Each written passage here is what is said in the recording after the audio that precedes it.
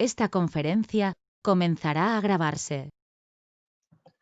So, good morning, everybody. I will make a short introduction while we wait for the right time at 8:30. Okay. I want to thank you, the speakers, to joining us today. I think that am I sharing my screen or not? No, not yet. Sorry. No, I don't think so. Okay.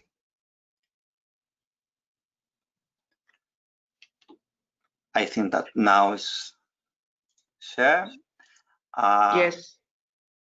So this is a meeting of the European Alliance Against Coronavirus that, as most of you know, have been meeting from March, sharing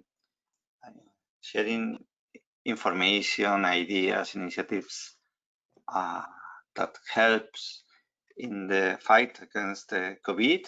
Okay, it's a forum organized by the European Commission with the European Cluster Alliance and also with a big support of EURADA, especially for this month and concretely this week. This month we are focusing our discussion on the European recovery plans, the national recovery plans also. And this week we are analyzing how we can help in the S3 or S4, as Mikel Landavaso told us yesterday, strategies, you know, the smart, sustainable, smart specialization strategies. So thank you for joining us. And today we have a specific topic is developing skills for S3, industrial transition and entrepreneurship. And to speak about that, we have Andrei Bunis from DigiGrow, Carla Jimenez from the Cluster Ceaga in Galicia, Felix Ron from Digi Employment, Andrea Seperak from Simora, and Esteban Pelayo, director of EURADA, will close the speeches.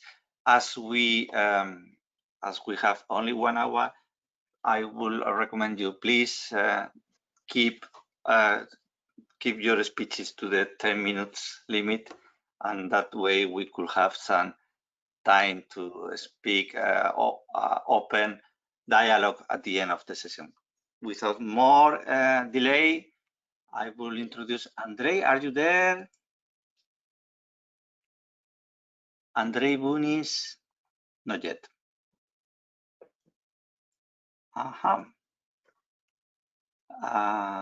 So we need to wait a little.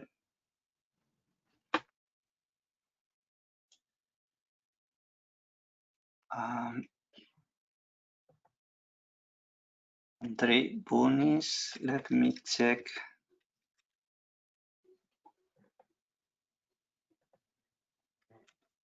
If Andrei is not here, and in order to avoid losing time, we will jump to Carla, and later we will return to Andrei.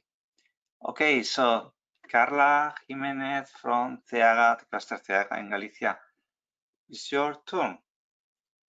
Should I give you the rights? Yes, please. Thank you. Good morning, everybody, and thank you for having us, Antonio. If you could, if I can share my screen, I will appreciate it. So I can. Yeah. All right. Now. Here we go. All right. I will try to keep it brief, as you say, Antonio. And let me see if I can. For some reason, I can use my. Let me. Nice photo. My daughter is too old now. The dog is the only one paying attention to me, so I do the same thing. But I'm trying to open it in full view, and for some reason, I can. Just a sec. Presentation. Yeah, here it goes. Now. Yes. Perfect. I think now. Okay, can you see my screen now? Yes, it's perfect. Go on, please. All right. Well, what I will try is to talk about this subject, but close to what is our experience, rather than going through the theoretical questions. Going through our experience and see if something of what we've done as our success and our failures can be of any help in this context. So I will first give a little bit of context, very briefly. For some reason, I cannot move to the next slide. And now here comes. You can see there in the screen some figures of who we are. Our cluster is located in the northwest of Spain. Most of you know it. And just wanted to show you some figures for you to understand that the relevance of TEAG in the region is quite high, and that we have been working in developing the skills of our automotive professionals for over 20 years. So have some experience there. And this is what I'm going to share with you now. What I'm going to tell you is one of the projects we have run, which has been quite successful. And what I will do is I compare it, the success factors of this project with the situation nowadays, and see how we can transform some of the challenges we're facing in leverages. So if I can go to the next screen, I will try, see in a minute if it comes the next screen.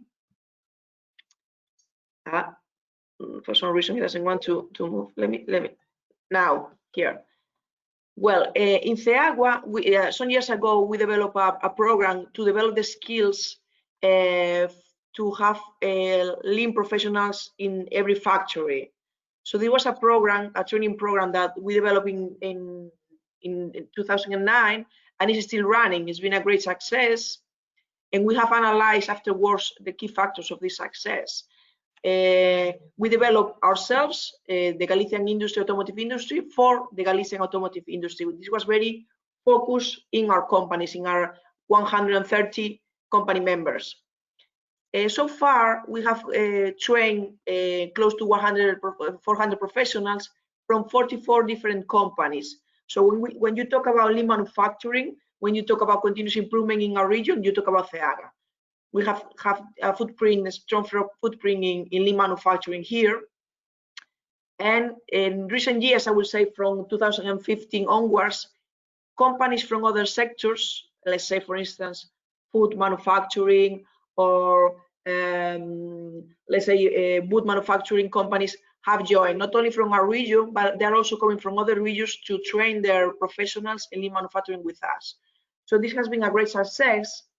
And what I'm going to do now is compare this success we have had in lean manufacturing with the situation we're experiencing now when we're trying to transform, to push for the digital transformation in our sector, which is a bit of a challenge, I must say.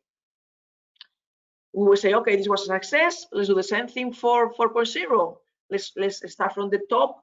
Let's start training the top management, and then go down in cascade all to all the employees of the companies. But that was not so easy to make, because some of the key success factors of lean manufacturing deployment are not present when you want to go for the Industry 4.0. And I will start with some examples. For instance, with lean manufacturing, what we have is we definitely have the companies buy-in. Think about year 2008, the crisis was devastating, especially for our sector. The companies were struggling to survive, and they knew that they have to be more efficient to survive. So the only way to achieve that, and achieve that in a short term, was to implement the lean manufacturing culture. So we definitely have the companies buy-in. So they had a lot of support to deploy this plan, not only from the companies, but also from the administration.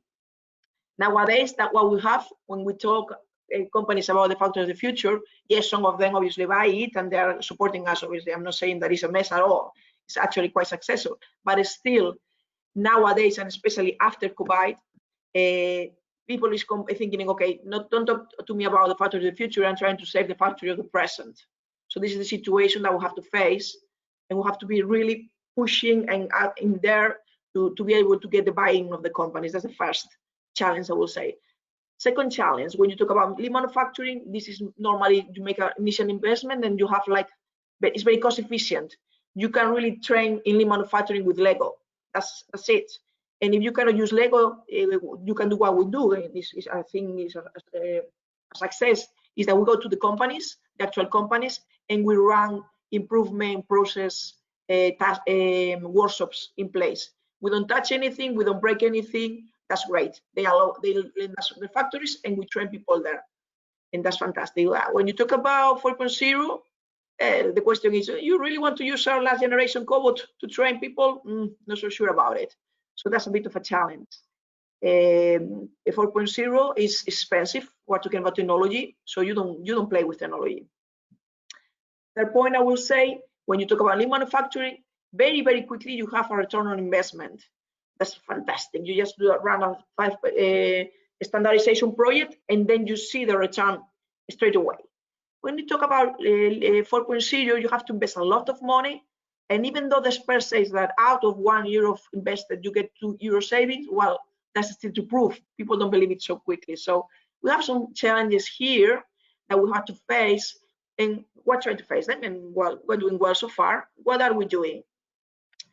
First of all, being very innovative. I mean, 4.0 is very expensive. What we have to do is, well, we cannot expect to invest lots of money in equipment that probably in a few months or years it will be obsolete. So we have to reach agreements, for instance, with providers of solutions, for them to lend us the solutions, to show the solutions, so they get this visibility, and we get the possibility to train people. That's an example, but we have to be very innovative to find cost-effective solutions. Second, we have to share. This area we live in is very rural, and years ago I remember everybody in the rural area want to have a tractor, and they use it maybe 1 hour a day. That was no sense at all. The good idea and the good point is, okay, let's buy one tractor amongst a community or 2 tractors, and let's share it. This is what we have to do when it comes to Industry 4.0. There's no point in having the best equipment, each company having a set of it. We have to share it. Third thing we have to do is test before invest. We cannot make risk here. We cannot make experiments. We have to test and then invest. And what we are doing, and something I'm bringing here, is we are working in a project, European project called Fit for the Factory of the Future, together with 8 other partners from other countries and other activities. And in this project, what we are going to do in CEAGA is we are going to run a pilot to train employees in the factory of the future, and we're going to use something similar to what you see there, which is called a mini smart factory. And what we're going to do is we test, and we're going to see if the employees through this system gain a good insight of the factory of the future. So we're not going to do this for a company. We're going to do this for several companies, a sample of employees from different companies, so we see and we can prove how it works. And we're going to do this through an agreement with the smart factory providers. So we innovate, we share, and we test before invest. Those are 3 things that we have to do, most definitely. But that's not the only thing. We also have to involve all stakeholders. We cannot do this by ourselves. We definitely have to be working closely together with the companies. That we have done this for years, but also with obviously the public sector again, and with the administration. I say the university, they have the knowledge as well, and we have to involve future and current workers. We cannot give them the things as this is it, take it or leave it. We have to make sure that the employee and the worker himself is involved from the very beginning, because we want long-life learners, and we cannot have them if we don't involve them from the very beginning. Another point is that we have to integrate other sectors. What we have in lean manufacturing, we didn't search for it. We didn't ask people from other sectors to come to our training. They knew about it, and they wanted to join. What we're doing now is to try to start from the very beginning to do this cross-sector approach. We are at present, it's a project and in place. Well, it's running already. We are building a Galician industrial digital innovation hub involving the four main industrial clusters and sectors in the region. So we can develop, provide, deliver not only training but many services to all the 4 industries, not only to automotive. So this is definitely a must nowadays if we want to go for this mass specialization and go over this situation. Also, what we have to do is, training development is not only training in classroom. That's for sure. We knew that a long time ago, but it is not either training on the job training. We have to find other ways to develop our employees and develop the skills of the employees, mentoring, for instance, shadowing, projects, online training, most definitely. So we have to apply several methodologies in the current situation. So this is what we have to do, I believe, many other things, but this is a must. But we also need support from the administration. And what I'm thinking of is that we need, at all levels, obviously, tools, policies that help us by financing not only the training itself, but also the development of the training, that this is something that normally doesn't happen. I cannot put in place a very sophisticated training approach when I have to put the money in front, CA, for instance, a cluster, and we only get pay or we get funding only for the actual delivery of the training. That's not possible. We can't afford that. We need the government to support us from the very beginning, the design and development of training activities. Second, the training cost per hour, as is described in the European regulation, is very low.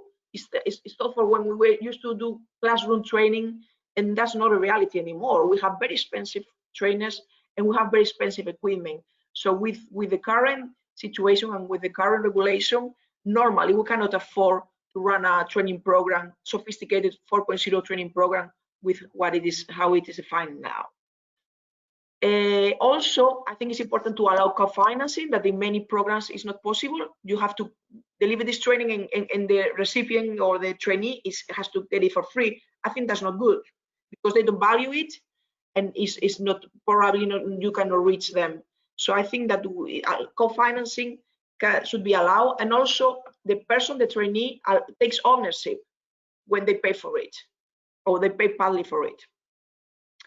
Obviously, this is the same thing always, is reduce bureaucracy. The SMEs are suffering to reach and to get to certain programs because they cannot afford to go through the bureaucracy. The big companies, that's happening in our sector, the big companies are the ones getting access to the funding, and not the SMEs. And last but not least, I think that is key to use not only cluster but other intermediate bodies, especially to ensure that this funding reach the SMEs, but not only SMEs, all the ecosystem and all the value chain. I think that from my side, that's basically it, what I wanted to share with you. We are being quite successful in the deployment of Industry 4.0 and then the specialization of our industry and digital transformation. But still, we have many challenges to overcome, and we cannot do it alone. We need lots of support to be able to do so. So many thanks to all for listening. Thank you to you, Carla. I think it has been a very clear presentation. Excellent. Thanks. So welcome, Andre Bonis. Sorry, because we were waiting for you, but as we are so short on time, we just jump to Carla. Hi, Antonio. Hi, Antonio. Good morning, everyone. Can you hear me now? Perfect. We can see Super. you and hear you. Excellent. Okay. I was hearing you before, but I could not speak and I couldn't see anything. Okay. So I apologize in advance if there will be any sort of connection issues. Please signal them to me so that I can either restart or I can reconnect, or I probably at some point maybe I'll just need to cut off the video then. Okay. No, for now the quality is perfect. The Okay. sound is very good. Should I share your presentation, or would you like to take the control of it? I can give you the presentation, right? And okay.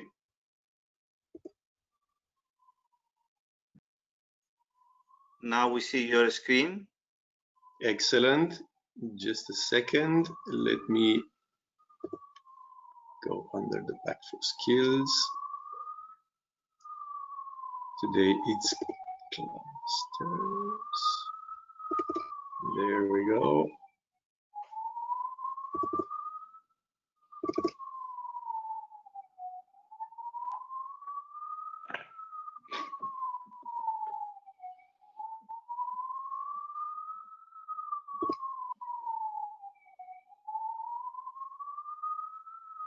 Okay, it should be opening.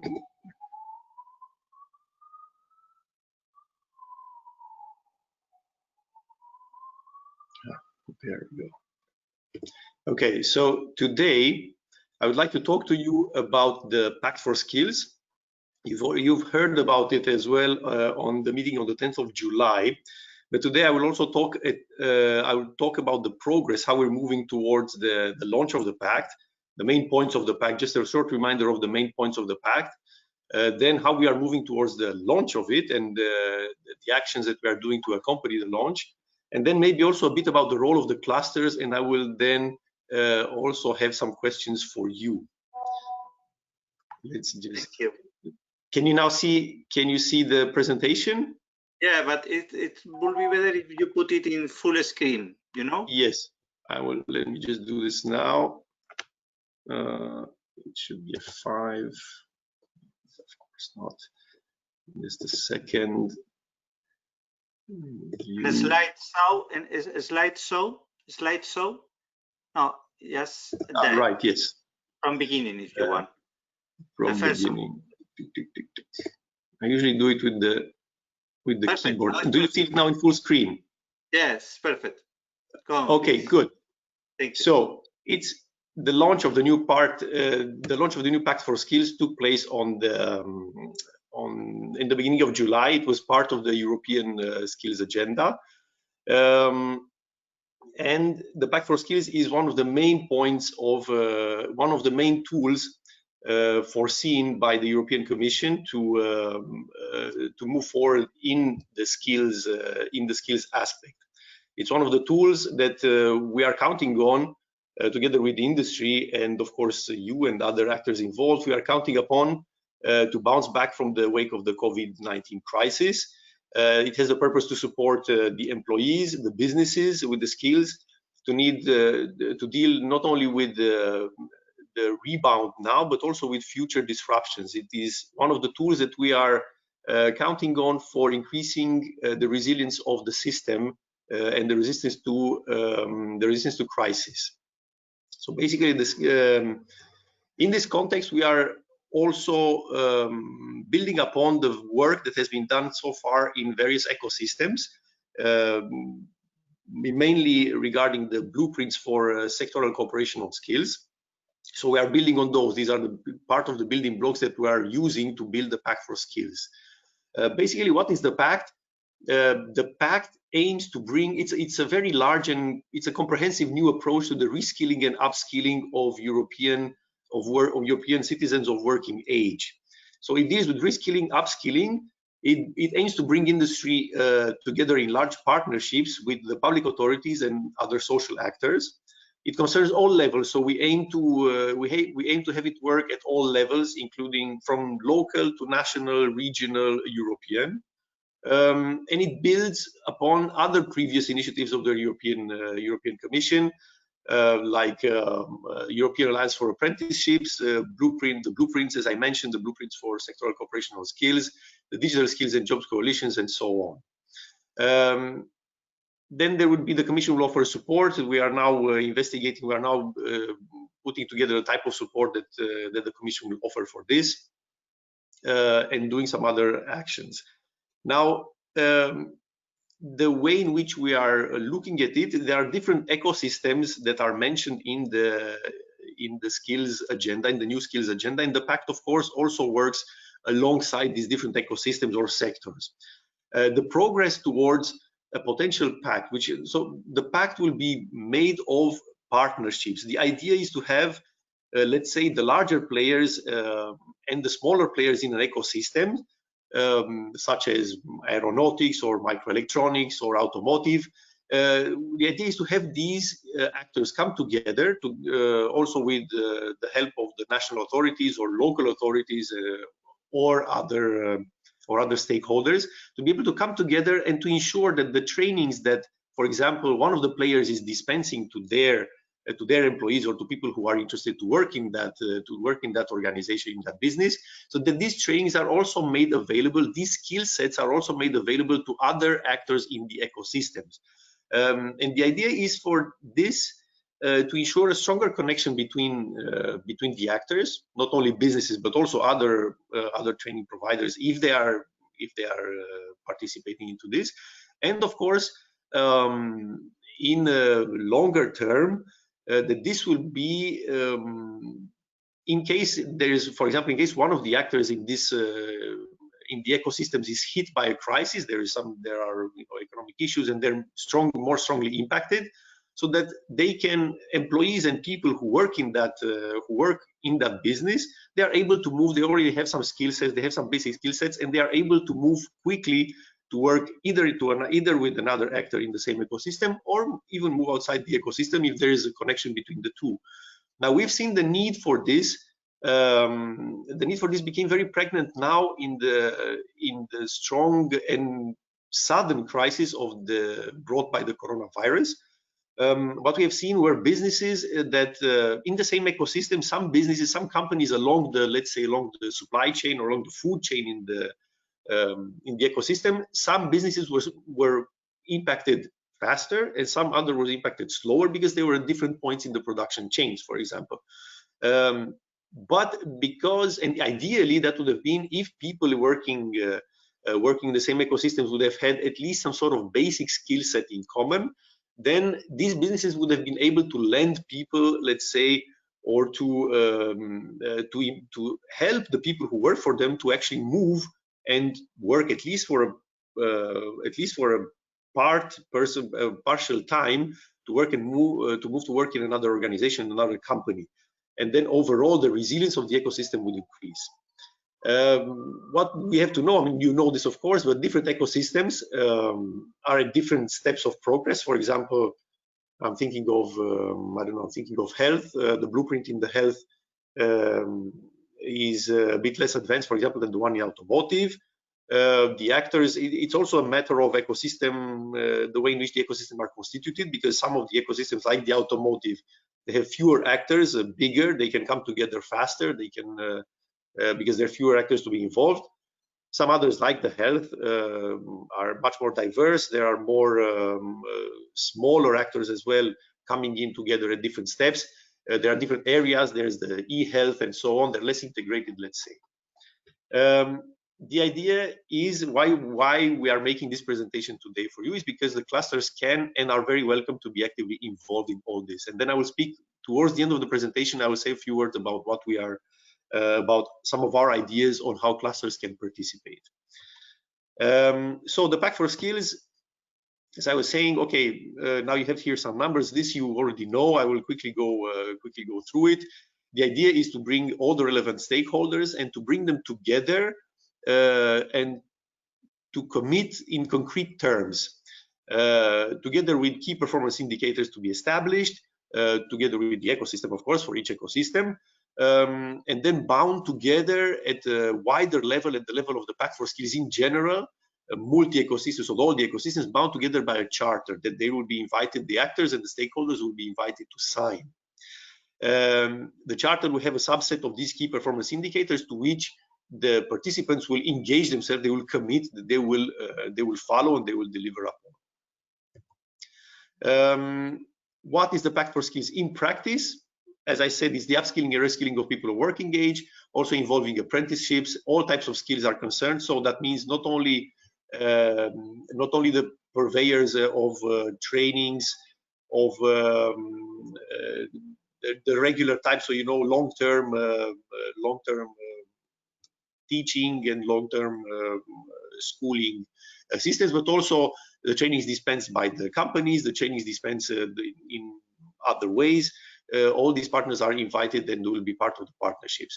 These large-scale partnerships will bring together the major players, the public authorities, who are also, they will also come together and they will make concrete investments in the upskilling and reskilling opportunities. So they will put a lot of effort into this. They are expected to put a lot of effort into this, and they are willing to do so from our initial contacts with various ecosystems. Different types of partners, so social partners as well, of course, involved. The businesses, the national and regional, local levels, at administrative levels as well. The blueprint, the Pact, these partnerships will build upon the progress made with the blueprints for sectoral cooperation of skills. And these are, as I was saying, these are at different, there are different levels of progress because they were launched in different waves, in part. So we had the 2018, 2019, and now in 2020 we had the third wave. So you can see, of course, some of them also were launched, some of the blueprints, which are part of the building blocks for these partnerships. Some of these blueprints were launched later, and also due to the differences in the layout of the different ecosystems, there are they are at different levels of progress, the blueprints, and also the readiness, let's say, to form a partnership in each ecosystem. There's also the apprenticeship part is also evolved. There is 900,000 apprenticeship opportunities via the European Alliance for Apprenticeships. Okay, this is nothing new. I'm just going quickly through them. It's part of the presentation that was also showed earlier in July. These are the different, let's say, the different actions that have been going on, and they're still going so far, and they are also part of the building blocks together with the blueprints and with the Alliance for Apprenticeships of the earlier slide. So we have the Digital Skills and Job Coalitions that also is a multi-stakeholder partnership, but it involves, it's a bit of a different principle because it looks at pledges, and what we are aiming to do is to have actually concrete commitments of all the stakeholders involved. They will all come to sign the same charter, and they will all go towards the same KPI in a given ecosystem.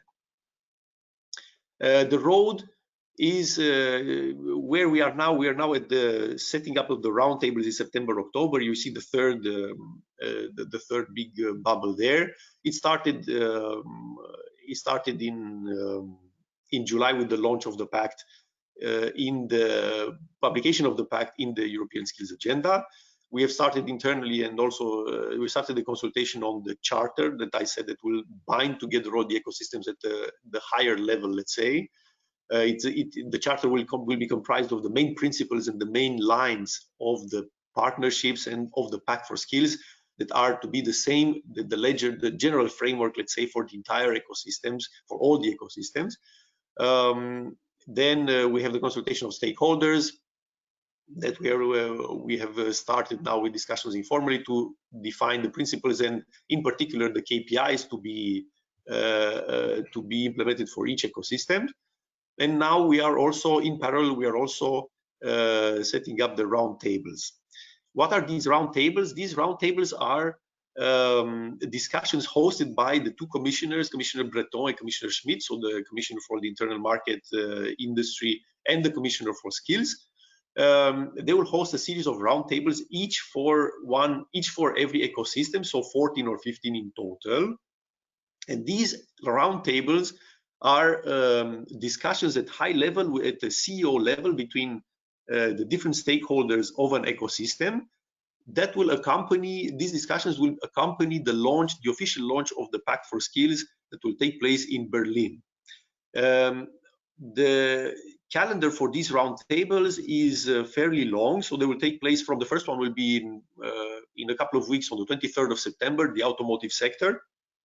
And they are spread out, the 14 or 15 roundtables will be spread out until the second quarter of 2021. So it will be a series of these discussions, one per ecosystem. According, of course, we are starting with the automotive because, as I was saying, they are one of the sectors, one of the ecosystems that are ready already. They have, we have had already discussions, preliminary discussions with them. They are fairly advanced with the blueprint, and there are a relatively small number of players that can be brought quickly and brought together within a partnership.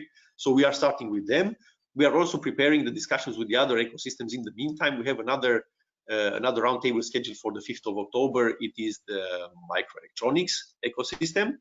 And then we are also moving forward for roundtables in the other sectors, tourism, health, construction, and defense, and so on.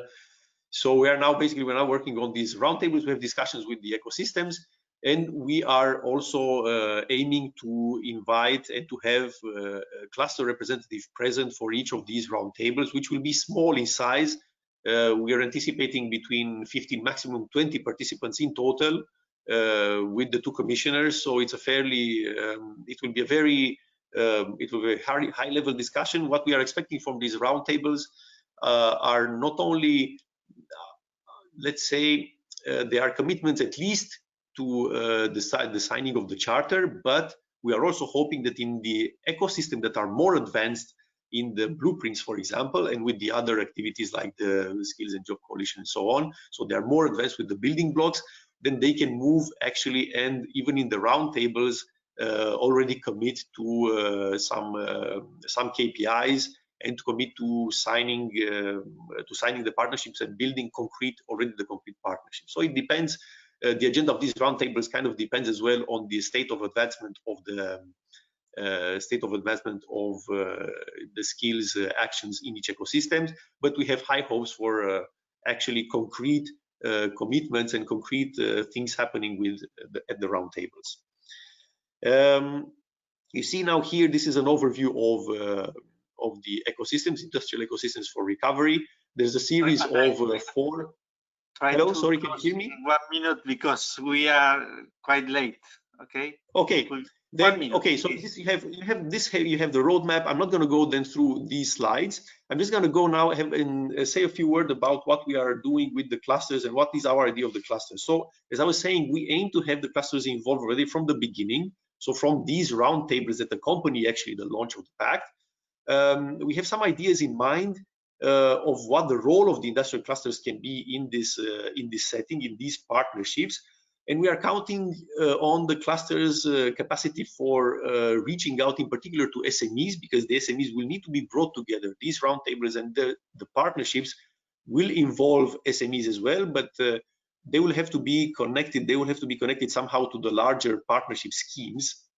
And on this, we're counting in particular on clusters because they have as you know, of course, there's a particular reach out to SMEs, and they can connect them to the larger players.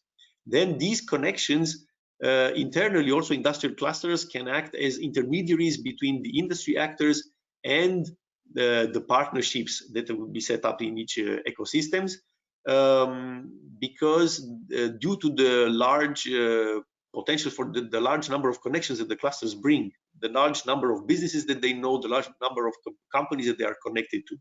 So the clusters can bring the practical views and the concerns to the initiatives related to the Pact and to the actions like the partnerships that are to be signed. Then the clusters already have from how we see that the clusters already have an ecosystem focused structure. So they're already connected, they're already formed along these ecosystems that you could see here on the previous slides, which for us is already, it's a big bonus for starting these partnerships, because it means that you can bring together the actors, and the actions and the activities that these partnerships will start and they will start to roll out, they can be rolled out faster and easier and more efficiently, also with the support of the clusters. And then, of course, the clusters have experience in dealing with skills. They have a knowledge of skills and labor transfers, which are the reskilling and upskilling. And their experience also includes best practices. So we can use the clusters can also feed into the discussions and into the partnerships. Now, at these roundtables, we have already at the 2 roundtables that are already scheduled, the automotive and the microelectronics. We already have clusters informed, and then they will participate in these 2 roundtables. And then we are also we are aiming to have clusters participants in the other ecosystem roundtables as well.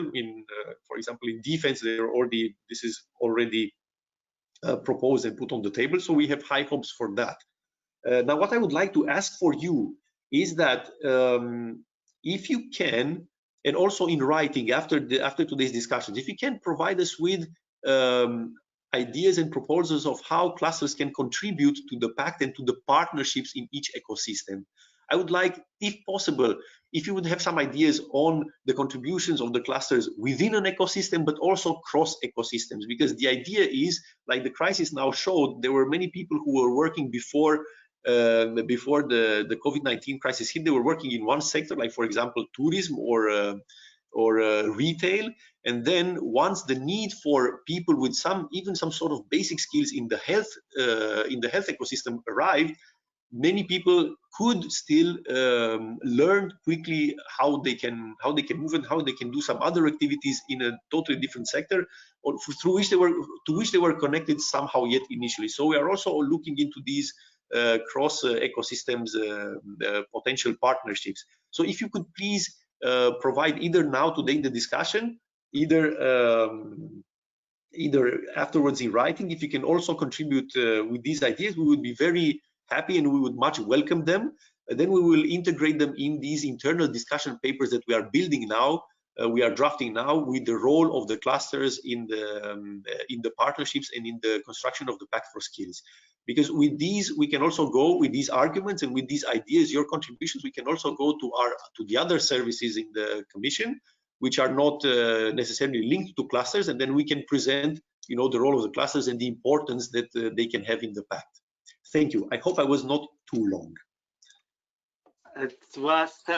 You are very welcome, Andre. It was extremely interesting, and I am sure that there will be clusters that will take your requests. For sure, we as the European Cluster Alliance, we will work on that, and we will provide you with suggestion ideas as you request. It's perfect for us. Thank you very much. Thank you. And now it's time to hear Felix Ron from DG Employment. Felix, welcome. Should I give you the presentation right? Are you there, Felix? Yes, I'm here. Okay, I don't see. You probably. You just sorry.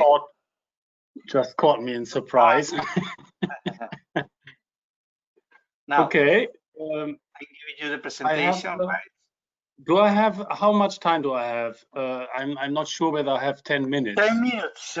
We will be late for sure, but I think it's important to hear you and to have the discussion. So 10 minutes, and we will be late for sure. But please take your 10 minutes because it's important to hear you. Okay, I try to be shorter than 10 minutes though, and so what I do is I had asked Nina to show a slide which gives an overview over the skills agenda. She I will share it with everybody. It's just one slide, and you have the overview. And I go into it, and it is clear that COVID did not change the priority, but it amplified the pertinence of priorities that were already there. So we are still heading for the digital and green transitions. And by the way, in that context, it's good also to look at national associations of industry and commerce, because the priority for digital and green transition and to grasp the opportunities linked to it, this is also what Confindustria, MEDEF, and Bund Deutscher Industrie have called for. So you have also, and I'm sure that the Spanish associations are on the same line. So we have very important allies in this drive. So you have already heard extensively on the Action 1 of the Pact for Skills. So I'm not going into that. What I only add is that we promote large-scale partnerships because obviously this increases the return on skills investment. So there will be a return. It will be higher when the partnerships are large scale. So what's the role of the Commission in this? We commit to facilitate access to information on EU funding programs for skills by offering a single entry point at EU level. So the Commission will contribute to the Pact as a networking, knowledge, and guidance hub. So another building block of the skills agenda is skilling for a job. And under this building block, there are several actions. I'm not going into detail on all of them. I only refer to those actions that have been designed to raise the interest of industry and business. So I go to action 2, and now I do it a little bit in Telegram style to be faster. And here, action 2, it's about facilitating access for and dissemination of skills intelligence to industry and business. So on the same theme, industry is providing the intelligence, but it's also the recipient of this skills intelligence, of course. And gathering this intelligence, we need regional and sectoral actors on the ground. And here I clearly see an important role for clusters. And then in that context also, the European network of public employment services have a role to play to identify skill shortages.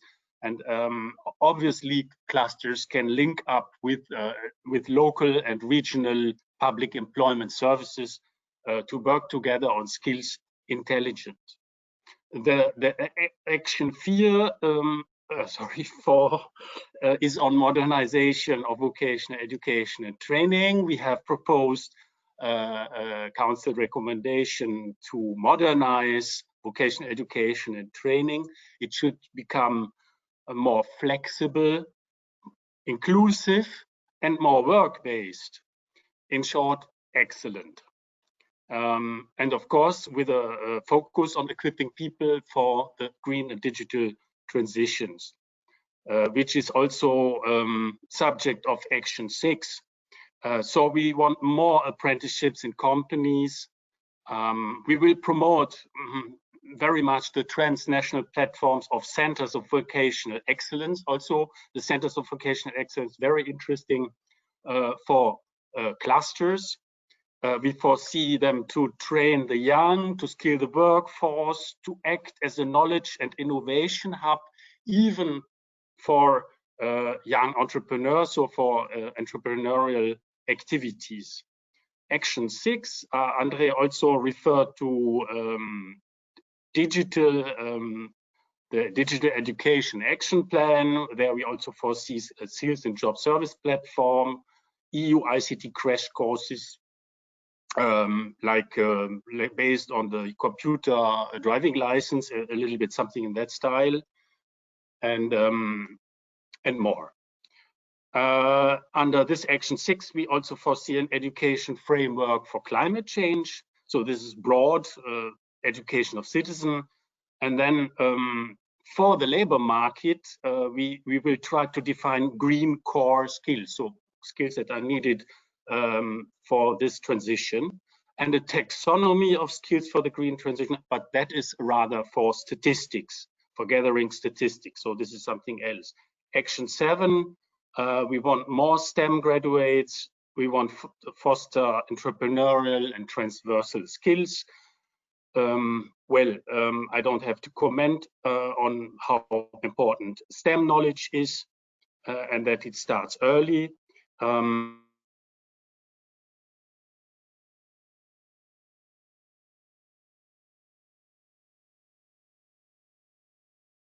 Sorry, Felix, we have lost you. Have the capacity to work together, critical thinking, creative problem solving, and the validation of these skills so that they become visible. Well, we intend to renegotiate the Blue Card Directive and make it easier to attract highly skilled workers.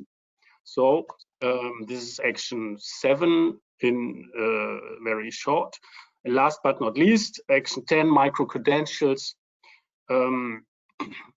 that shall state and acknowledge that a person has acquired a discrete competence in a particular industry area, and it shall ensure that this qualification meets industry-specific needs and is therefore recognized by future employers. And here I'm at the end. I ran through it, and voila, I finished with it. And here you have the slide exactly on the funding sources. We cannot simply hand out the money, but we are committed to inform and act as a single create a single entry point at EU level for that. Thank you very much, Felix, for your speech and for participating today, and for your openness to collaborate with us. Thank you. As we are short of time, we are jumping directly to Andrea Seperak from Simora. Can you? I see you, Andrea. Welcome. Can you speak? Hi. Yes, hi. Can you hear me? Yes. It's a little, I don't know if the quality is very good. We will try. Should I share your presentation, or would you prefer to share directly? Please, I would like it. So can you give me access, please? The presentation rights, okay. Yeah. If the sound quality is poor, one possibility will be to deactivate your video, okay? Just for, Okay. I don't know, we will see. Is this better? I turned the camera off. I think so. Now you have the presentation rights. Okay. Okay.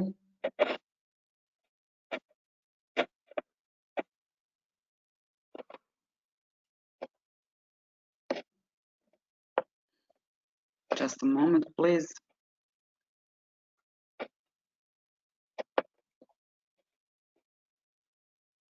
Okay, now we are seeing the presentation. Yeah, perfect. Is this okay? You see everything? Thank you. Go on, please. Okay. So thank you very much. My name is Andrea, and I'm coming from Croatia, from a regional development agency called Simora, and the Digital Innovation Hub Pismo that we established just, I think, last year. I will be very short and give you an example of what did we do in our region. That was in the last 20 or 30 year region with a heavy industry, and then in the 90s and 2000 that industry collapsed. But let me start from the beginning. So the Simora is regional development agency located in central part of Croatia, and we are covering a large part in the central part of Croatia. It's one of the biggest regions in Croatia. We are operating since 2006, and we have lots of duties in our business. Currently, we have 16 employees in Simora and 32 in our public institutions, so together more than 40. Why are we speaking today? Because of our one of the biggest initiative, which is called Sisak Moslavina County, a center of gaming industry, launched in 2016. What do we think our role is? It's very important in our regional development, and currently in Croatia, regional development agencies are operating under the law of regional development.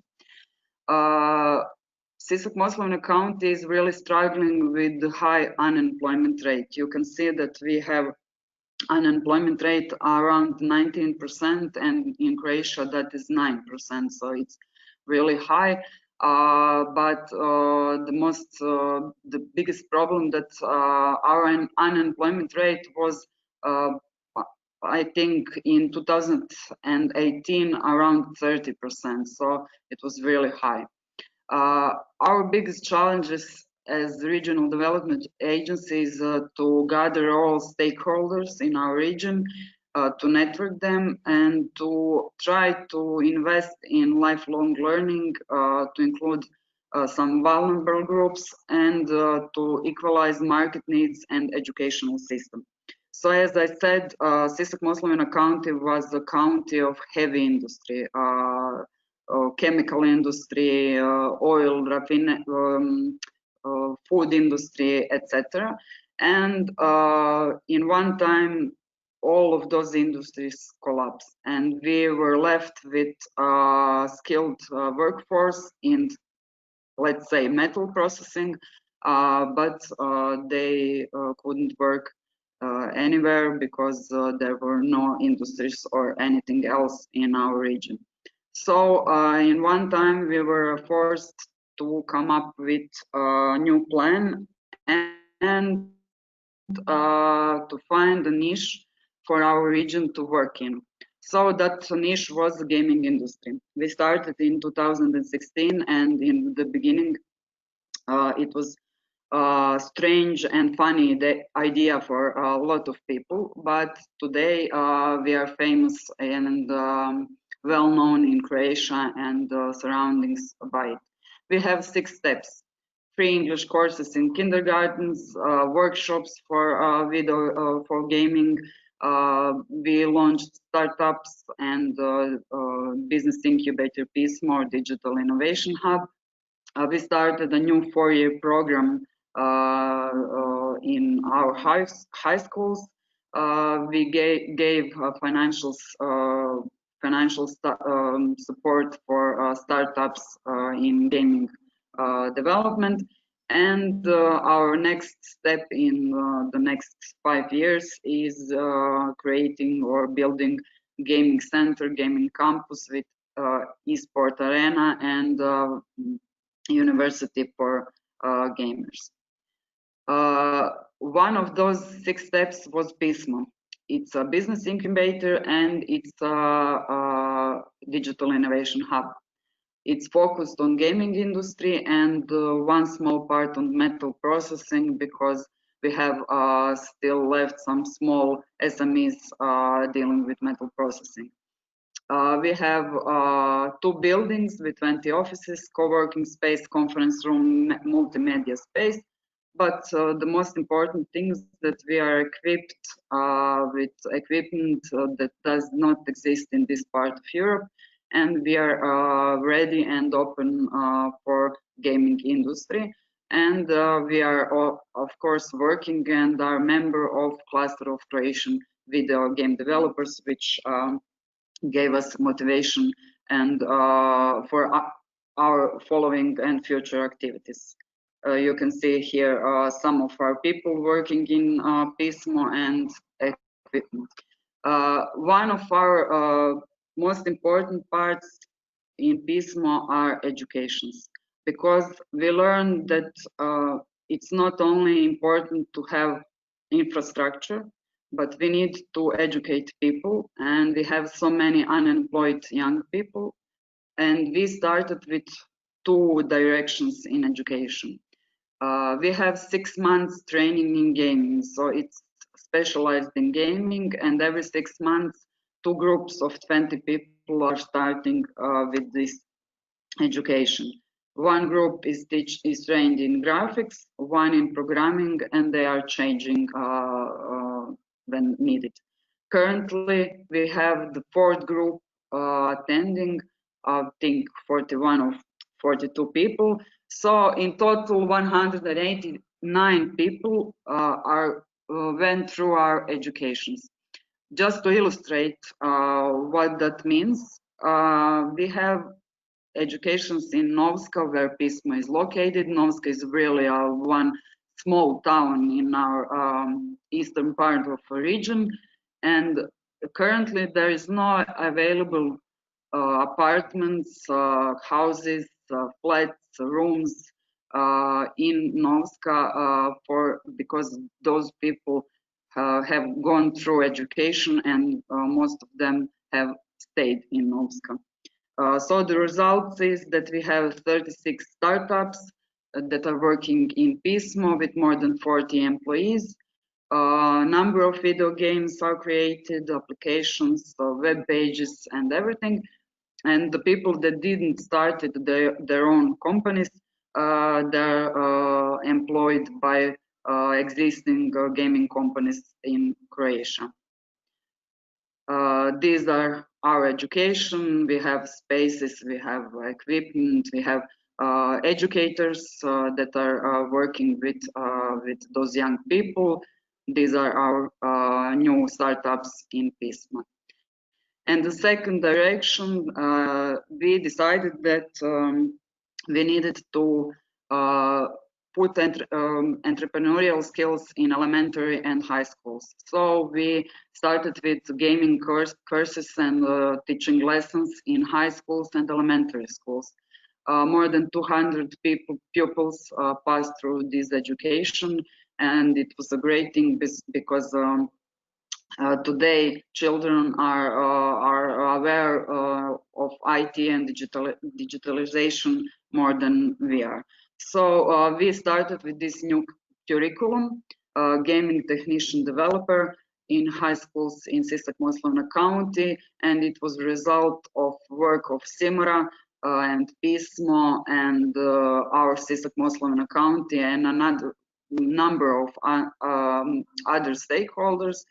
And in the first year, 2019 and 2020, the Ministry of Education gave us 24 places in the first generation, and 250 young people applied for this new curriculum.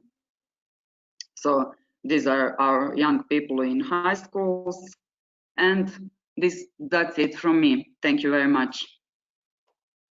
You are very welcome. Excellent presentation and excellent work. Congratulations. Thank you. So we are close to the finish time, but for sure we need to extend it. Sorry for those of you that need to leave us, but I think it's important to hear now Esteban Pelayo from Eurada.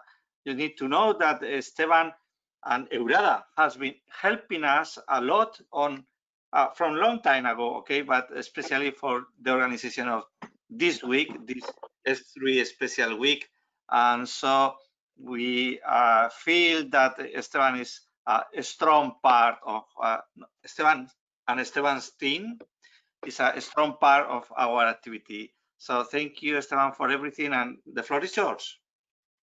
Thank you for the invitation and as well for mentioning the team. Always teams are very important, and is what I'm going to say. I'm going to, because we are out of time, I'm going to give you 3 ideas. We are, as Antonio said, we are supporting, following and co-organizing this week and in general many activities of the European Alliance Against Coronavirus.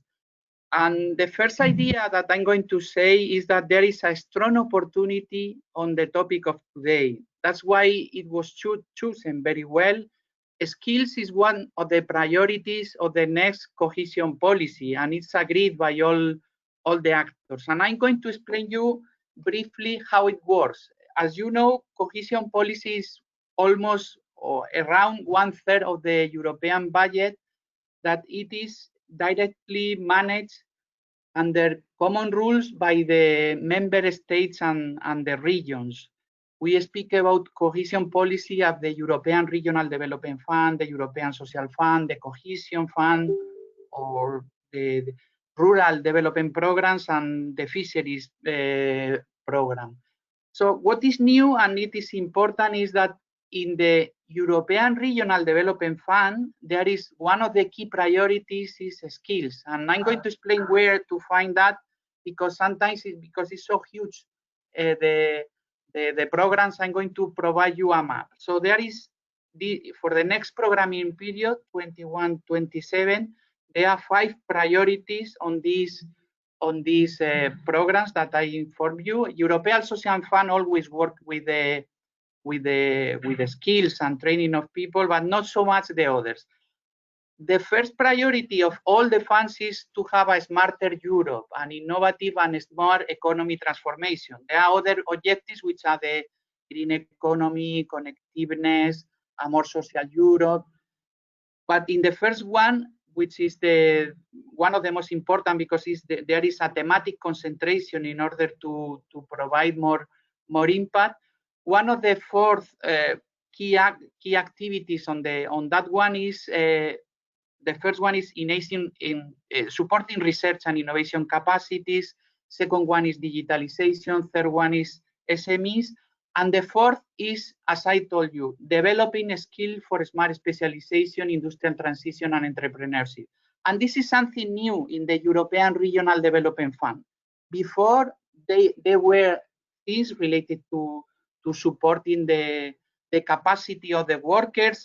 In many places, we have built universities, laboratories with ERDF, but it was not so clear as a priority. And now we have, and is in following the thematic concentration is where many of the funds are going to be, even in the more developed regions, as for sure, but also in the less developed region, this will be one of the key priorities. And we'll give a role to the vocational and educational training center and other entities providing skills. This is something that we know, all the regional practitioners we know before, but now it's formalized and there will be opportunities. So don't hesitate to knock the door of the entities who are making the programming for the next period, for the 21-27, in order to suggest then what it could be done, because there are going to be actions there. Speaking about knocking the door, I'm going to tell you my second thought is that, and it is connected with the overall reflection of the week of the smart specialization, is that the planning process is open and must be open. The governance of the funds and of the regional innovation strategies obliges us to make a prioritization together with the main economic actors, but not only to define which are the main aspects where we should invest the money, but as well how we implement the measures, which is the details are always very important. It's what we call the policy mix. How we really put in place the programs that are going to be supported. And as well, the regulation, and I hope it's a common sense, because 7 years is a long period and there will be change on the circumstances, on the context. So we will have to have a closer monitoring and to know the monitoring and to evaluate what are the new priorities, the new opportunities, or the things that don't work well, because there are things that work well and things that don't work well, and we have to modify. There, in this monitoring, there will be, for sure, and it is very welcome, the participation of the different regional actors. And as well, I would like to tell you that we have a role. We have a role, the cluster, the regional development agencies, and other intermediaries, because in the past we failed. We failed on really engaging the private industry in co-investment and leveraging investments in what we have prioritized as a regional policies. So in what we call the entrepreneurial discovery process, we have the role, and we should try to bring with us and to be all together and to align all the different actors of the region in the same direction, to bring everybody to invest really in what we have prioritized and to explain how, because then the critical mass on the territory will be higher and we will be able to have more impact. This is our role, and we have not done that well in the past, but I think we have a good opportunity in the next programming period, and we are obliged to. Another role that we have to enforce, and this is something for the internationalization and international association for us as well, is to bring the exercise of regional development connected with other regions. On the first day of this week, we have a good presentation of Peter Berkovich that explained to us what will be the inter-regional investment initiative. This is one of the many activities that the European Union has been doing to connect regions, because it has no sense that we as a region, we develop a region in an isolated exercise. We don't have the competence. The economic reality of our companies is that they are inserted in global value chains. So why don't we insert ourselves as well, the people who decide? Why we don't cooperate with other regions in order to do that? So, and for that, it cannot be decided in a desk, in a small room of people decide where we will invest the money on the next year. We need to help these people. We need to be with them and as well to facilitate during the execution of the programming period what we will do. And the third thing that I'm going to say, and this is my last, I'm sorry for taking so long, but this is the last thing. We have the obligation as intermediaries to work together.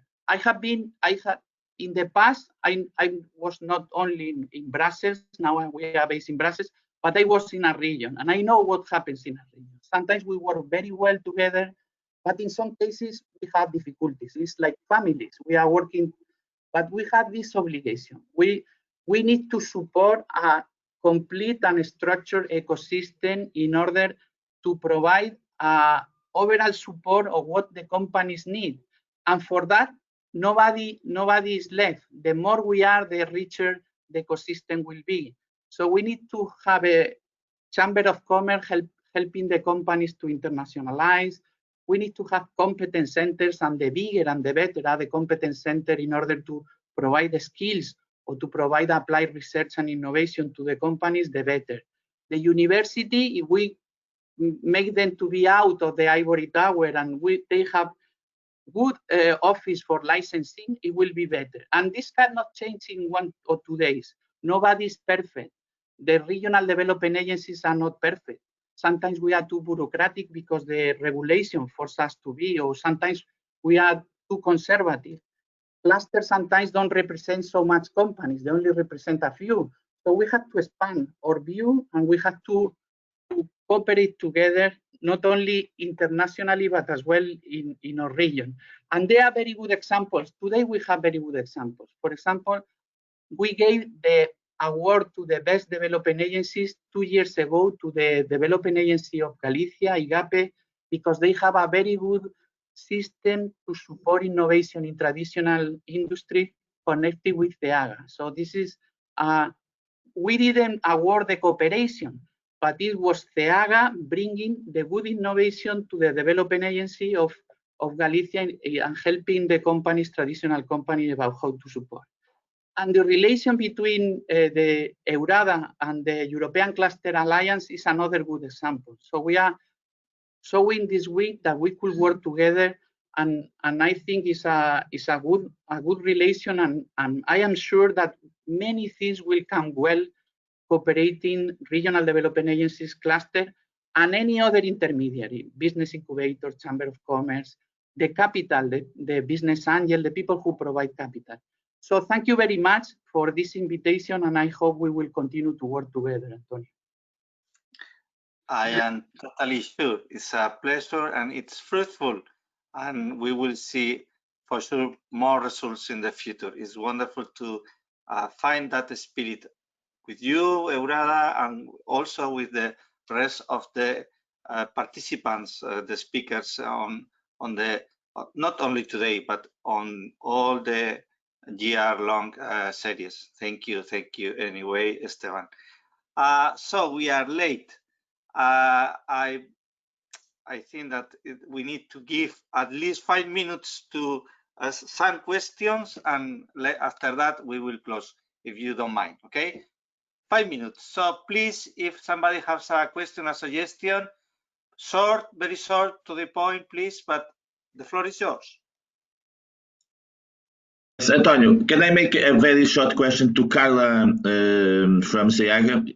My congratulations for your excellent presentation, Carla. How do you think to renew in Galicia the permanent contact you have between PSA, the cluster, the startups, university? So how do you manage this kind of network in order to have the best skills to practice? Thank you. Wait, just a sec. Can you hear me? Yes, we can hear you. Yes, please. Yes. Thank you for the question. Well, how do we manage the network? Well, it's been years and years of work together, and I wouldn't be able to tell you just a single thing. It's a matter of finding what are the real needs and trying to tackle those, and having the network being able to see that they can cooperate and compete at the same time. I wouldn't be able to tell you give you a single response to that. It's a long way together, and years and years of seeing that either we go together or we don't go anywhere. I don't know if I answered your question. I'm not quite sure if I understood it correctly. Were you referring to that?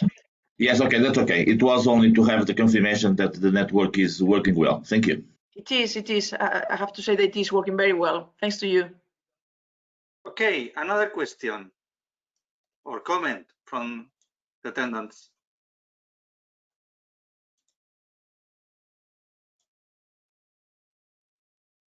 No? I am sure that there are a lot of clusters here and other representatives that have comments. I understand that it's late, okay? So we will close. Thank you again for all of you, to all the speakers, Andrei, Felix, Carla, Andreja, Esteban, and tomorrow we will have the end session for this week. It will be about internationalization, in cooperation between regions, and also how to go for other markets. So you are invited for sure to join us. Anyway, we are keeping in mind your requests, Andrei and Felix, for inspiration, ideas, and we will work on it for sure. Thank you. Thank you. Bye-bye. Thank Thank you. you. See you Bye. tomorrow. Bye. Bye-bye. Bye. Bye-bye.